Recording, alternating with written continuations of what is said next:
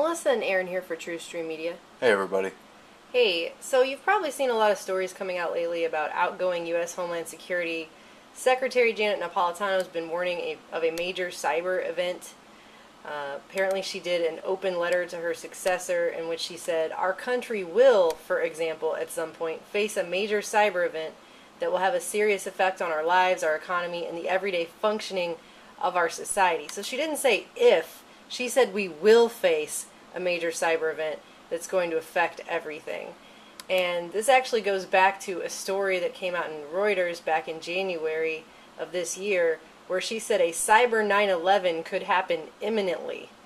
And so this is something she's been really talking about. It's been a major talking point of hers. A cyber 9/11 is what she's calling it. So she's recalling that imagery. A super disaster. A super disaster. I came across this clip of her at the Wilson Center back on June 5th. They uploaded this. And I'm just going to go ahead and really quickly play this clip. You've said that a cyber 9/11 is not an if, but a when. What would a cyber 9/11 look like, and how soon could it happen? It could happen imminently. What would it look like? It could take many forms, but let me just give one that may come to mind, which is what happens when the electric grid goes down.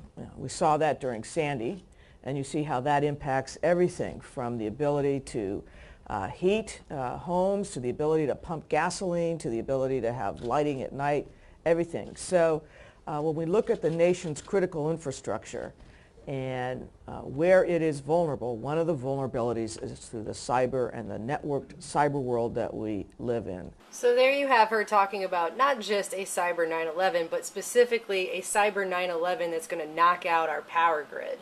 To add to that, we've seen a lot of articles coming out about how our grid is basically on the edge of failure, and they talk about how where the national grid is concerned, simple geography dictates that we're always just a few transmission lines from collapse. And we just came across this from August 16th. This was in the New York Times. It says that as worries over the power grid rise, a drill will simulate a knockout blow. And this is a huge North American Union-sized drill. This is going to have thousands of utility workers, business executives, National Guard officers, FBI anti-terrorism experts, and officials from government agencies in the U.S., Canada, and Mexico. They're all preparing for an emergency drill in November that will simulate physical attacks and cyber attacks that could take down large sections of our power grid. So this is a whole North American Union grid exercise that they're getting ready to do, that they've been planning since March, and it's going to happen in November, and it's going to include all three countries. Yeah, and just from a disaster preparation point of view, Homeland Security benefits every time they fearmonger about something, every time they have a multi-agency or multinational drill, as they're doing in this case, and it further branches out and gives power to the cyber terror units inside the NSA, who have a brand new cyber command. They're looking to expand their budgets and their role played in the infrastructure of the entire country.